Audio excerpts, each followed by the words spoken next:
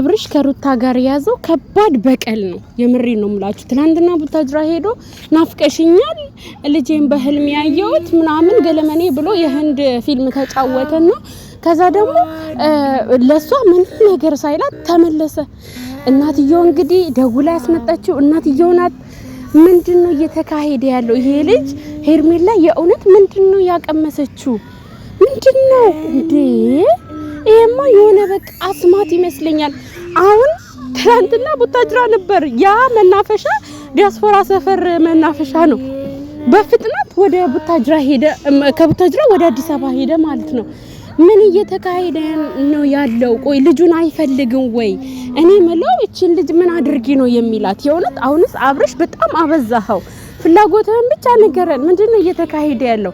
ትናንትና ደግሞ ለመኖር የምታደርጊው ነገር ነው። በቃ እኔ ለመኖር ማደርገው ነገር ነው አልክ። ለመኖር ማደርገው ነገር ስትል ምን ማለት ፈልገ ነው? ያኔ ያለ ሄርሜላ መኖር አትችልም ማለት ነው ወይስ ከሄርሜላ ጋር ቢዝነስ እየሰራው ነው እያልክ ነው?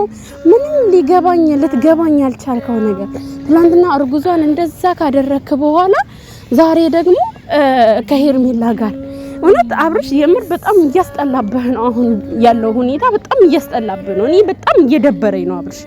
እንዴ ምንድነው ይናህል ስርዓት ማጣት? ስራ ሁሉም ነገር ስርዓት አለው እኮ እንዴ።